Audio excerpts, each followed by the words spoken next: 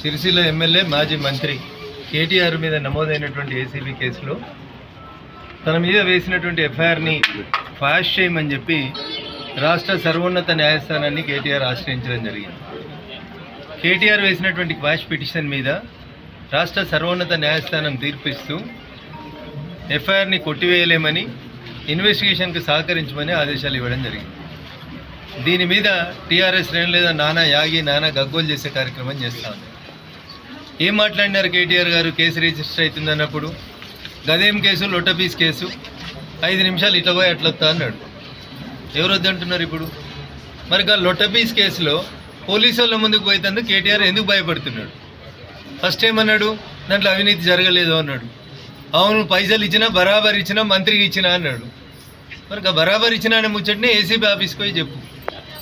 నన్ను వకీళ్ళని తీసుకుపోనిత్తలేరని దొంగేడుపులు ఏడుస్తున్నాడు. దొంగలకి వకీళ్ళని తీసుకొని పోలీస్ స్టేషన్కి రానిస్తారా పోలీసు వాళ్ళు?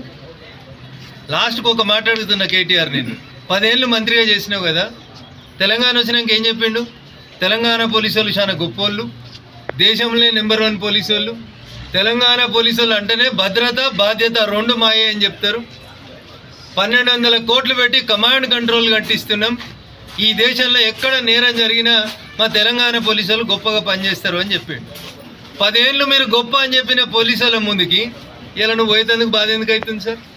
10 ఏళ్ళు మంచోళ్ళు అయిన పోలీసు వాళ్ళు ఇలా చెడ్డోళ్ళు ఎట్లయ్యారు కేటీఆర్? అంటే నువ్వు కూడా పోలీసు వాళ్ళతో తప్పు చేయించినావు అధికారంలో ఉన్నప్పుడు. నన్ను రోడ్డు మీద ఆపి పట్టుకపోయి ఎమ్మెల్యే అని కూడా చూడకుండా కాలు చేతులు పట్టి గుంజుకపోయి పోలీస్ స్టేషన్లో వారేసారు. ఆ రోజు పోలీసు వాళ్ళు మంచోళ్ళు ఎట్లయ్యి ఇలా నేను ఠానాకు రమ్మంటే నాకు వెనకాల 10 మంది వకీలు కావాలని అడుగుతున్నాడు ఆయన. ఏం తప్పు చేయకపోతే నువ్వు కడిగిన ముత్యమే అయితివి, కేసు లొట్టపీస్ కేసే అయ్యే, మరి ఎందుకు భయపడుతున్నావు కేటీఆర్? ఇలా హైకోర్టు కూడా ఎఫ్ఐఆర్ని కొట్టేయమన్న మీ వాదనని కొట్టేసింది. అంటే దాని అర్థమైంది, మీరు ఇన్వెస్టిగేషన్కి సహకరించుండ్రి, లేదా హైకోర్టు తీర్పు నచ్చకపోతే సుప్రీంకోర్టుకు పోండ్రి. ఇదే కేటీఆర్ గారు వారం రోజుల కింద ఇంకో మాట అన్నాడు, జైలుకు పోతే ఏమవుతుంది, జైల్లో మంచిగా వాకింగ్